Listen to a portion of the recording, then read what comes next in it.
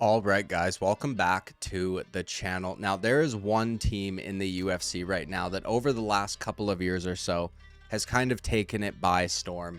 From featherweight all the way to middleweight, each with their own distinct style, yet somehow all of them are absolutely electric. In a sport that has become slightly predictable, this group, this bunch, in my opinion, have become the lightning in the rain. They are unique within a sport that can be difficult to stand out in. In this video, I want to go over the four main fighters on this team and provide context to each of their unique and interesting backstories, as well as talk about how it is that they have bursted onto the scene in the way that they have, at least for now. Obviously, mixed martial arts is a fickle sport, okay, both in fandom and in practice. One wrong move, the fan base can turn on you, much like your professional career can. I know there is a lot of hype on these guys right now, which might even produce a level of disdain from certain fans, despite the level of excitement that they actually bring to the sport. However, I still think their stories and these fighters in general are interesting enough to document it in this way, whether or not any of them go on to become champions.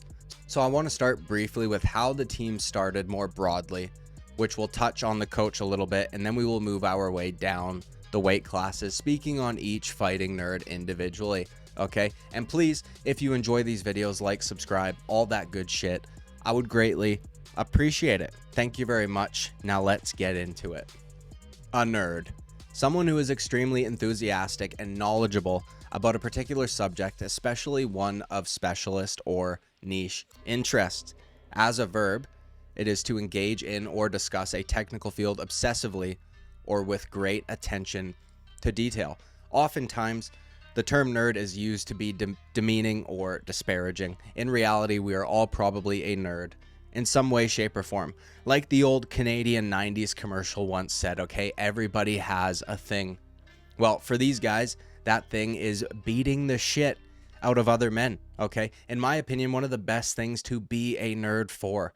A subject where you can always and endlessly broaden or improve your knowledge, and something that men have been engaging in since the dawn of time, okay? They take their nerdiness for mixed martial arts so seriously that they have even hired a data analyst to do just that, analyze their opponents. The head coach of the Fighting Nerds, Paulo Sakupira, was once a professional Muay Thai fighter and a boxer with a background in marketing. His nickname was the Alchemist, perfectly fitting for the brand that they have created. One night, he was knocked out during one of his fights, and he realized that the older he got, he could not be the best in his chosen field. An amount of self-awareness that we don't often see, especially from the types of individuals who fight professionally for a living, okay? Almost because you can't be that self-aware. You have to have some level of delusion and think that you can basically beat everybody. He did, however, still have a massive love for martial arts that he once engaged in and wanted to pass his knowledge down to younger, more able bodies, to students who would be able to take his theories, his ideas, his knowledge, and apply them in a fight. Paulo started the gym called Combat Club in Sao Paulo, Brazil. In 2014, a young man with a jiu-jitsu and judo background looking for some striking training would walk through the doors and completely change the trajectory of the gym and all of those involved. CAIO BORRALHO, young and confident, took one look at Paulo and thought he would just completely have his way with him, just absolutely maul him. However, eu tava na Combat Club antiga e nisso o Caio foi junto. E eu lembro que eu andei e eu olhei quando entrei na academia, eu vi o Caio e alguma coisa me falou, cara, esse cara tem algo diferente. E no primeiro dia, como eu sempre fazia, eu falei, Caião, bota a luva, vamos fazer um sparring lá. I looked at him, was this thin guy, I'm gonna kill him. So I'm gonna go easy. I never got beat up in any fight that I had the same way that he beat me that time. He beat the out of me. E ele olhou pra mim e falou, mano, se esse cara, pô, me deu um atraso no primeiro treino, eu preciso treinar com ele. that was not the case. Since then, BORRALHO, another who shows a good amount of self-awareness, thought to himself, this is the place I need to be. If the coach can do what he just did to me, then this is a guy I need to learn from. Caio Borralho was a math and chemistry teacher, or tutor rather, which immediately seems like the perfect fit, considering his new coach's nickname was the Alchemist. Fighting IQ is the most important thing in fighting. It's kind of a scientific approach, you know? I was a math teacher, chemistry teacher. The same methods that I use to study math and chemistry, I do the same thing when I'm studying fighting. Okay, both him and his new coach understood the importance of fight IQ and study. Together with Paulo's ideas and Caio's ability to execute said ideas, like a gardener watering his crops, we get the fighting nerds. Tá pronto? Tá pronto? Let's go! Eu sempre senti que eu tinha ideias muito boas que meu corpo não conseguia executar. Você consegue executar dessa forma a visão de luta que eu tenho? Ele falou, Pablito. Sai da grade, ele na grade. Isso! Eu acho que a Fight Nerds vem dessa junção das minhas ideias com a execução do Caio. Caio Borralho has been a nerd since he came out the womb, essentially, okay? His grandfather was a math teacher, which led him to desire a similar career path. Another influence on Borralho that will become a little more relevant later in his life was his love for martial arts movies, like Jackie Chan, Bruce Lee, Jean-Claude Van Damme, and others. Since the age of 15, Caio was tutoring other kids in both math and chemistry. After high school, Caio would attend the Universidad Federal de Marano, okay, which translates to the Federal University of Marano. I hope I pronounced that somewhat correctly. His focus was industrial chemistry, and at one point was offered an internship at Embev, I don't know if I'm saying that correctly either, which is one of Brazil's largest breweries. Now, Borralho would ultimately decline the offer and drop out of university to pursue a career in mixed martial arts. And honestly, thank God he did, because who knows if he had continued on in his studies and his passion for chemistry, if we would even have the fighting nerds at all today. Borralho had been training in martial arts of some kind, at least, since a very young age. At 6 years old, he would first dip his toes into the ocean that is martial arts, practicing judo. Caio was even successful then. With his mentor, Sensei Emilio Moreira, he would go on to win multiple championships at a state and a national level. Eventually, Borralho would come across an opponent who caught him in an arm lock. His mentor and sensei would then suggest he directs his attention to jiu-jitsu in order to enhance his judo, learning a wider variety of submission and grappling skills in general. In my opinion, a lot of Caio Borralho's youth is a very good example of just how important it is to have good male role models around for young boys. Ones who are not just strong in the physical sense, but as well as the mental. He seems to have gotten lucky with the coaches he has had. Many coaches would not intentionally try to direct you elsewhere. Again, another man displaying very high levels of self-awareness, understanding that there are others who can teach Borralho things he cannot, putting his ego aside for the betterment of his pupil. Eventually, after a decent base in judo, discovering both jiu-jitsu and Muay Thai, Borralho would drop all of these martial arts to get into the ultimate art, okay? Mixed martial arts, eventually finding himself at the aforementioned Pablo Sucupira's gym. In 2021, Borralho would make his first appearance on Dana White Contender Series against my fellow countryman Aaron Jeffrey. Borralho was ultimately successful in getting the victory. However, this was at a time when Dana was perhaps a little more stringent with the contracts he was handing out. Okay, Borralho took this fight to a decision. By the way, not for lack of trying, Aaron Jeffrey is very game, a very tough individual who ate a ton of shots in this fight and just kept coming. And at the time, Aaron Jeffrey had only lost to Sean Brady and Brendan Allen, whom are both top-level guys right now in their respected divisions. And because of that fact, he would need to try one more time less than just 2 months later, where he would emerge victorious with a first-round stoppage and inevitably get his UFC contract.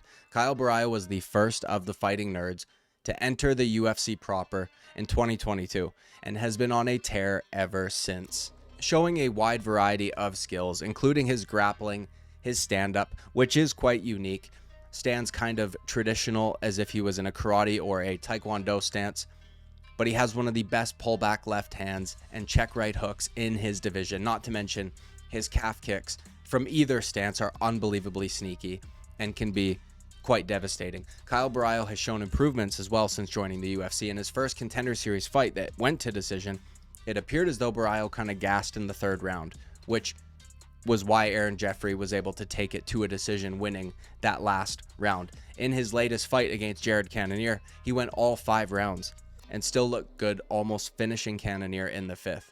BORRALHO is essentially the impetus or the catalyst for the Fighting Nerd brand. Had he not walked into that gym, we might not have ever gotten the following fighters in the fashion that we did.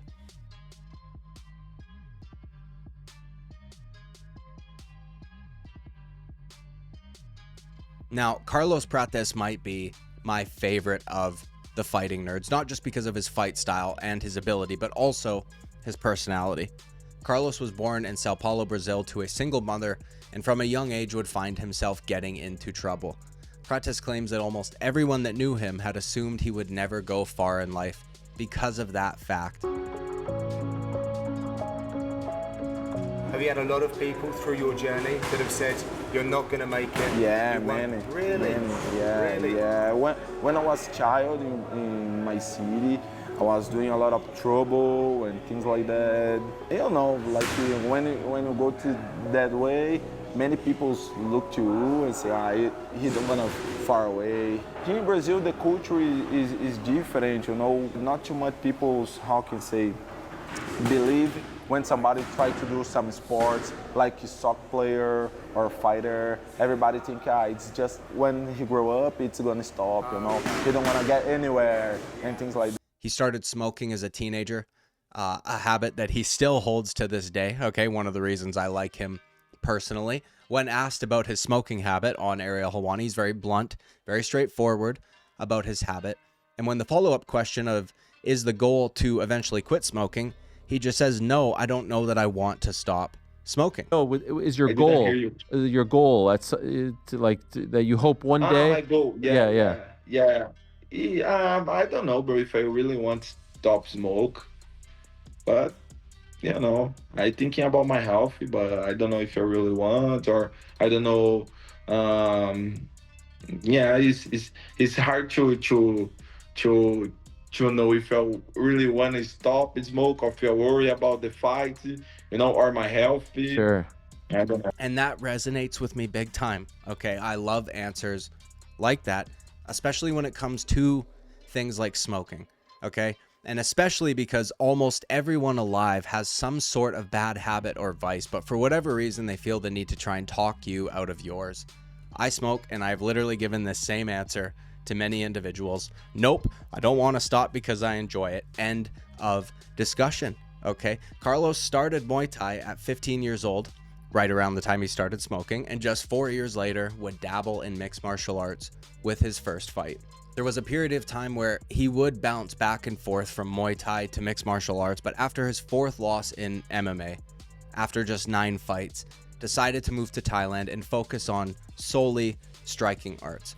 While in Thailand, Prates would go on to fight an insane amount, claiming that he's had about 103 fights. This is something common with Thai fighters though, right? You would see this a lot in Glory Kickboxing. Once the Thai guys started coming over, you would see the records in the triple digits like that all the time, held by men in their early 20s, no less. Also, it kind of changed the way that traditional kickboxers had to fight inside of Glory, because they had these guys come in that were leg kicking like fucking crazy.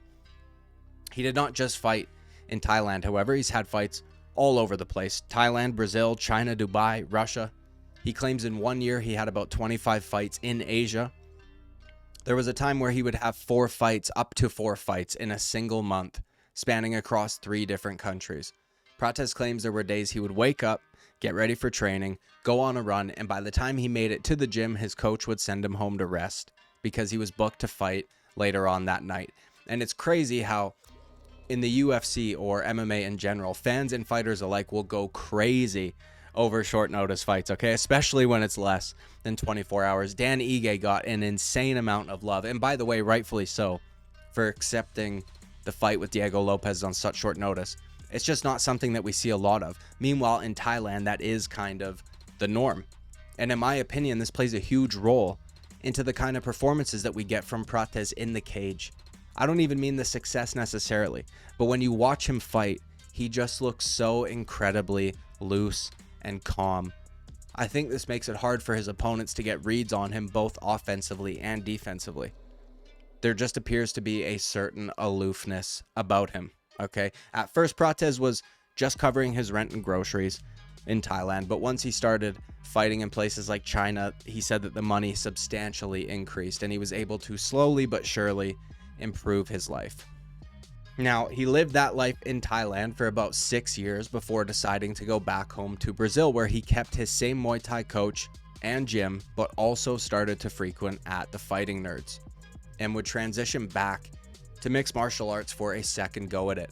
Now sees himself on the most prestigious fight promotion on the planet, about to crack into the top 10 if he is able to beat Ian Gary on April 26 in Kansas City.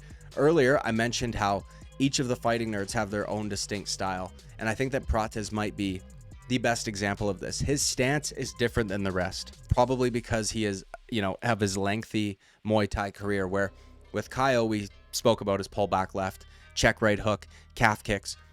While Prates can do all of those things quite ably, of course, for me personally, his hand fighting might be his best attribute. If that guy grabs your wrists, you better watch the fuck out, okay? Not to mention, his body kick from southpaw is brutal, heavily angled upward, making it able to tuck under the elbow, and despite going upward, having to fight against gravity, still has a crazy amount of pop on it. Any power that was lost is compensated for with the sneakiness as well.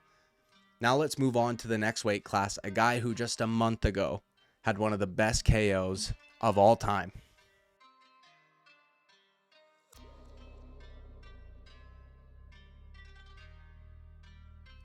Now, as a child, Mauricio RUFFY would still have the nerd moniker, as he was an anime fan and apparently inspired by One Piece.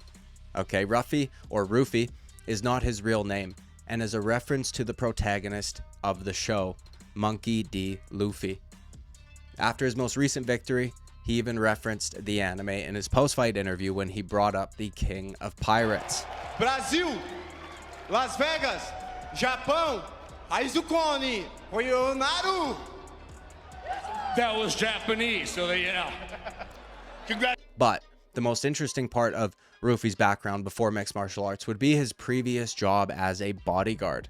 Okay, while Ruffy was struggling to become a professional fighter, a friend of his named Flavio Alvaro would introduce him to a Chinese millionaire who wanted to invest in up-and-coming talent, more specifically, fighters. Immediately upon introduction, Ruffy would begin working for him and would be constantly flying between Sao Paulo, Taiwan, places like this. When Ruffy looks back on his experience, he speaks about how it was tough due to the lack of communication that was going on. Not able to understand anything that his new employer or his business associates were saying, nor the training partners at the various gyms they would go to. Ruffy claims he would go 3 months at a time without any conversations at all, which he found to be difficult, but ultimately a great experience.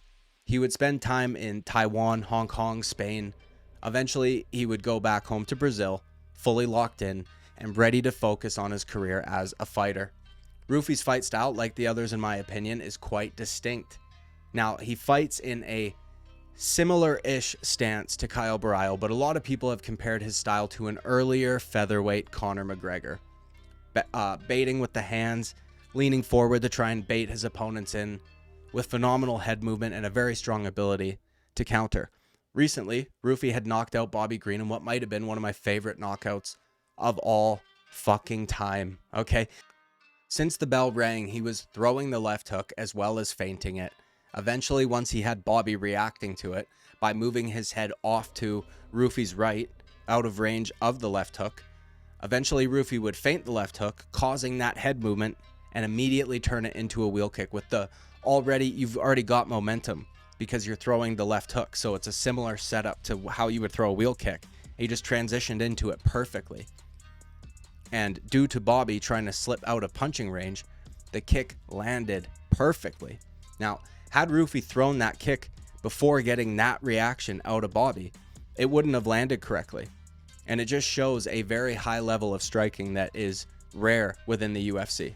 Now, last up on the list, probably the most controversial of the fighting nerds for reasons I will not get into, but also, personally speaking, I do find some of his gimmicks to be a bit much at times.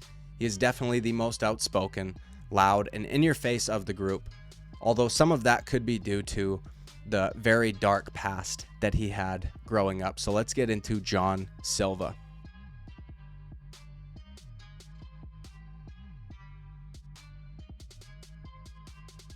All right, now, like I just mentioned, John Silva's story is by far the most dark of the bunch and can probably explain some of how he acts in and outside of the cage. He is by far the most animated and at times can seem slightly unhinged, okay? After his recent victory over Bryce Mitchell, where most of the buildup was barking at Bryce like a dog, in a post-fight interview with Megan O'Leary, John Silva was extremely emotional and explained where the barking comes from. Much is going through you, but what did you think about everyone barking out there? I mean, from your walkout to when you won the fight, there were so many people doing exactly what you have done in the lead up to this fight, literally with their voices.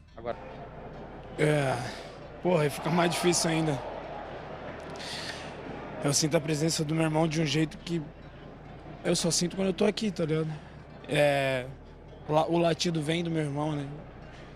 Ele me deu cachorro quando eu era pequeno, Rottweiler, e desde lá eu comecei a esboçar minhas emoções latindo, brincando, vendo TV, na escola. Sofri muito com isso, porque era como se fosse tique nervoso de ficar fazendo isso. É isso, cara. It's gonna get tougher, actually. It's gonna get tougher because my brother's there with me. That's when I bark, I'm closer to my brother than I ever was because, he had a dog and that's what it was, and feeling bullied when we were young and everything, and that dog. Every time I think of it, that when that barking comes up, I have the mental image. I'm with him. He's closer to me than I've ever been, and that barking, that's what it is an expression of emotions, and it just takes me back to that. Silva says he was bullied as a child, and the barking is from his brother who passed on. When they were kids, his brother got him a dog, and ever since then he would use barking as a way to show his emotions while doing everyday things like going to school, watching TV, things like that. The barking seemed to be what prompted the bullying, as he claims he suffered a lot because of it, and it was almost like a nervous tick. Now, I know people get triggered over this word, okay, but I'm going to be honest.